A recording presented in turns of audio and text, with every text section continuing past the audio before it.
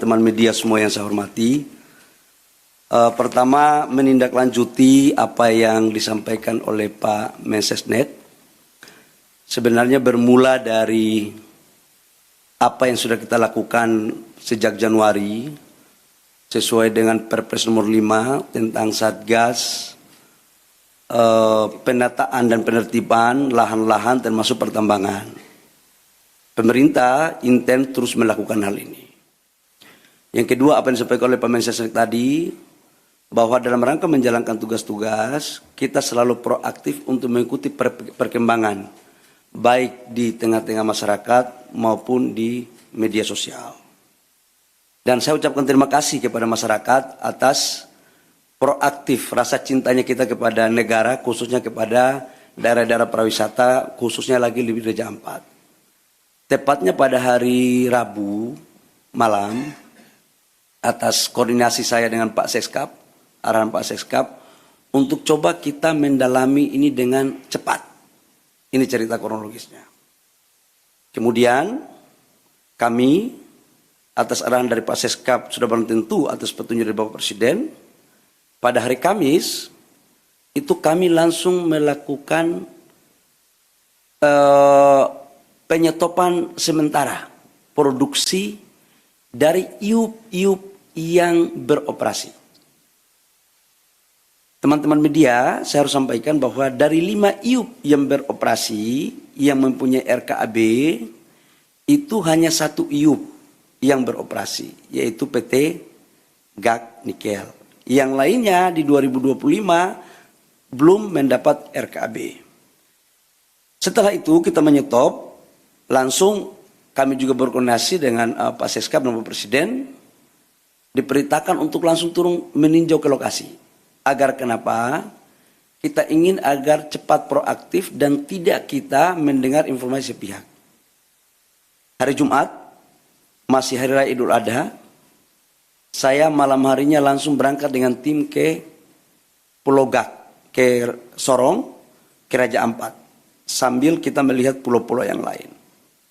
Saya ke sana itu bersama-sama dengan Pak Gubernur Provinsi Papua Barat Daya, Pak Bupati Raja Ampat.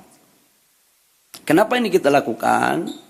Bapak Ibu semua, kita ingin tahu kondisi yang sesungguhnya apa sih sebenarnya. Izinkan saya untuk memasang slide tentang PT-PT yang ada di Raja Ampat. Ini sesungguhnya PT Raja Ampat, Pak Hanif. Jadi kalau kita lihat di media sosial, seolah-olah Payemo ini adalah pusat pariwisatanya Raja Ampat. Ini geoparknya Raja Ampat. Dan seolah-olah ini sudah menjadi, mohon maaf, kerusakan lingkungan. Seolah-olah waktu kita belum turun. Nah, ini ada 5 PT, di mana PT Nurham, lokasinya di sini, PT Anugerah Surya Pertama di sini, PT KW Sejahtera Mining di sini, PT Mulia Raymond Perkasa itu di sini. PT GAK Nikel di sini, Bapak Ibu semua. Dari semua 5 perusahaan ini, datanya adalah kalau PT GAK Nikel ini adalah kontrak karya.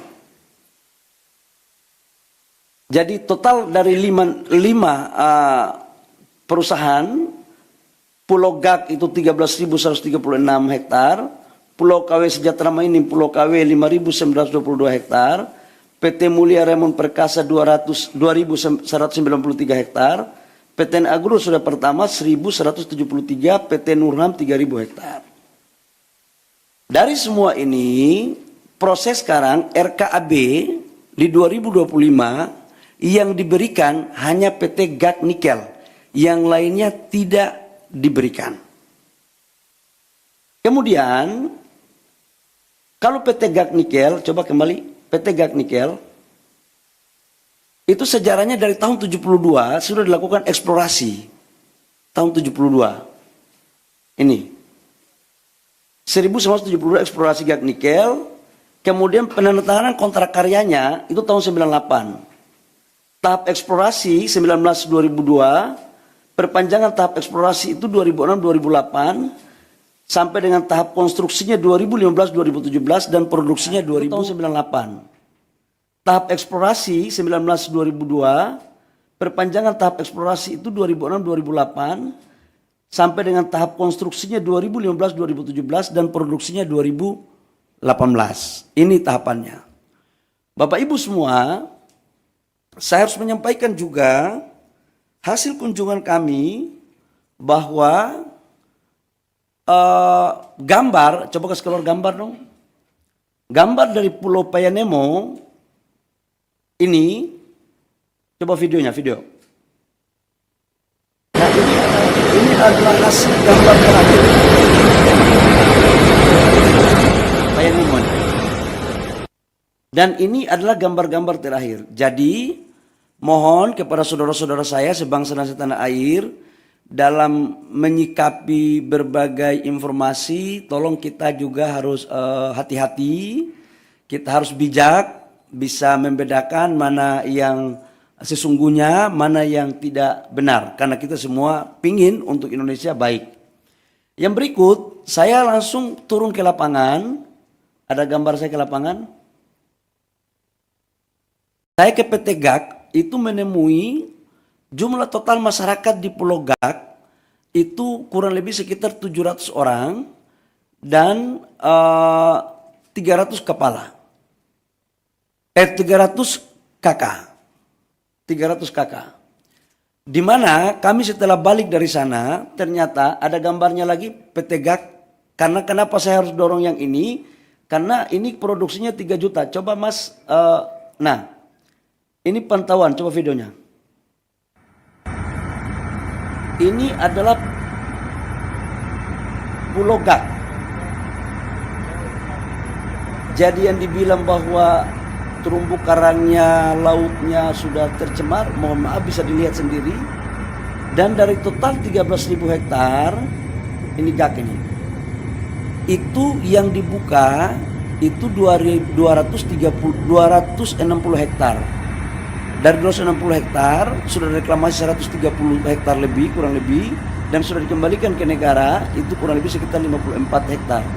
Dan ini adalah lokasi produksinya sekarang masih ada 130 hektar. Nanti setelah ini direklamasi, Bapak Ibu semua.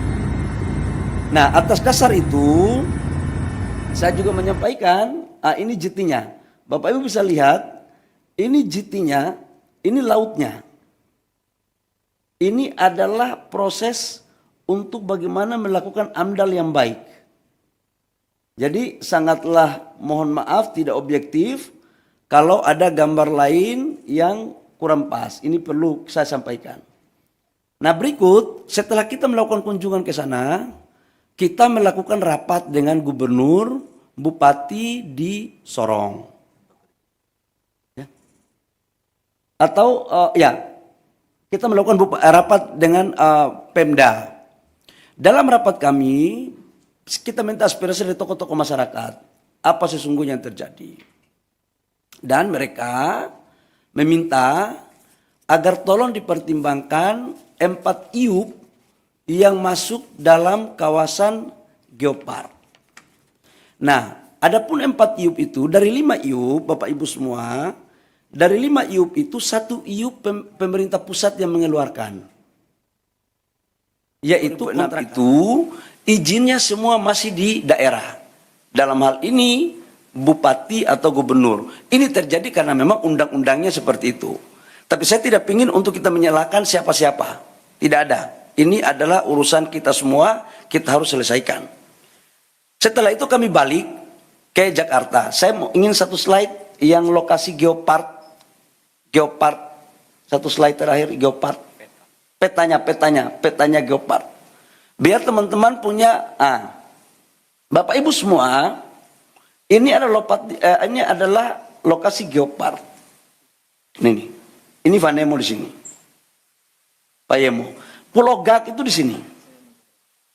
Pulau GAK ke sini, ini kurang lebih sekitar 42 kilo. Dan dia lebih dekat ke Maluku Utara. Dan dia bukan merupakan bagian kawasan dari Geopark. Ini biar kita informasi ini saya kasih seutuhnya. Kemudian kita balik, saya balik hari Sabtu malam, saya langsung koordinasi sama Pak Seskap sama Pak Mensesnek. Kemudian kami melaporkan kepada Bapak Presiden. Kemudian pada hari kemarin kami ratas, di mana ratas itu dengan berbagai, saya dalam berbagai kesempatan saya katakan bahwa kami melakukan penyetopan sementara terhadap seluruh aktivitas. Untuk apa? Agar kita mempunyai data yang komprehensif. Saya ingin ada objektivitas. Nah, data yang komprehensif itu membutuhkan waktu, tapi kita melakukan kerja maraton. Kemudian kita melakukan ratas, dan juga dari LHK juga dari Kementerian Lingkungan Hidup menyampaikan juga bahwa memang dalam implementasi 4 perusahaan itu terdapat beberapa pelanggaran-pelanggaran dalam konteks lingkungan. Dengan mempertimbangkan apa yang ada di hasil temuan saya di lapangan, hasil masukan gubernur, bupati, mereka juga pingin agar daerah mereka juga maju. Sebenarnya ada harapan juga. Nah, kaitannya dengan itu kami melaporkan kepada Bapak Presiden. Dengan mempertimbangkan berbagai hal, Bapak Presiden memutuskan, memperhatikan semua yang ada, mempertimbangkan secara komprehensif, dan Bapak Presiden memutuskan bahwa 4 IUP yang di luar Pulau Gak itu dicabut. Dan saya langsung melakukan langkah-langkah teknis, berkoordinasi dengan Menteri Teknis, LH maupun Kementerian Kehutanan untuk kita melakukan pencabutan. Jadi mulai terhitung hari ini Bapak Ibu semua, pemerintah telah mencabut 4 IUP di Raja Ampat. Saya pikir itu beberapa hal penting yang saya harus jelaskan sebagai tindak lanjut dari apa yang disampaikan oleh Pak Mensesnek tadi di awal. Jadi sekali lagi, ini adalah arahan Bapak Presiden atas keputusan rapat, kami langsung mencabut 4 IUP dari 5 IUP yang ada di Raja Ampat. Demikian, terima kasih atas partisipasi dari teman-teman media. Saya persilakan kalau ada pertanyaan, saya persilakan. Silakan.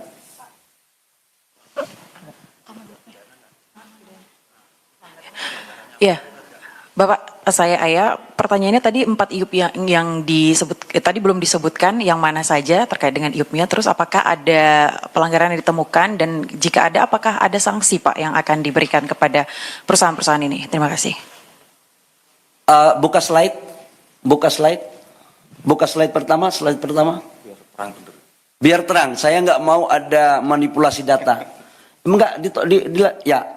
Yang kita cabut adalah PT Anugerah Surya Pratama, PT Nurham, PT Miliar Raymond Perkasa, PT KWI Sejahtera Mining. Ini yang kita cabut.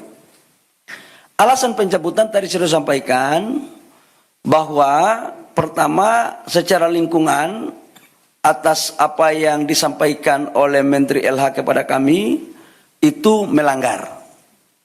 Yang kedua adalah kita juga turun ngecek di lapangan, kawasan-kawasan ini menurut kami harus kita lindungi dengan tetap memperhatikan biota laut dan juga ala konservasi. Sekalipun memang perdebatan yang akan terjadi adalah izin-izin ini diberikan sebelum kita tetapkan ini sebagai kawasan geopark.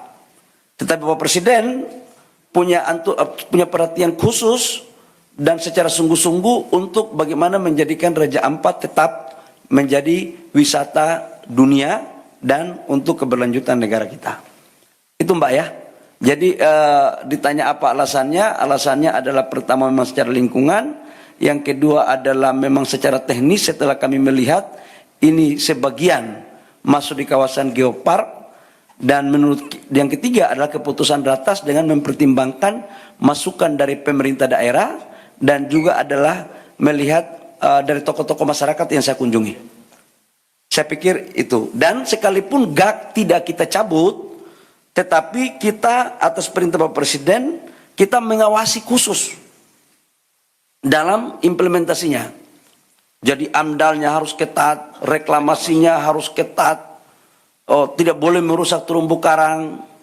Jadi betul-betul kita akan awasi habis terkait dengan urusan di Raja Ampat. Saya persilakan kalau masih ada yang lain. Udah cukup, yang lainnya lagi dong, yang lainnya, ayo. Izin Pak, saya Bobi Pak, mau nanya mengenai izin. Dari mana Dinda? Dari metotv.com Pak. Ya. Mau tanya Pak, mengenai izin 4 IOP ini kan dikeluarkan sebelum adanya penetapan geopark ya Pak ya.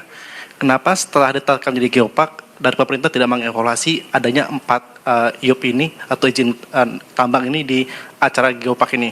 Tidak ada evaluasi dari pemerintah, dan baru kali ini ribut-ribut dari Greenpeace baru ada evaluasi dari pemerintah. Kenapa tidak dari dulu adanya evaluasi? Dan apa Pak dampaknya dari 4 perusahaan ini selama melakukan operasi di area geopark ini?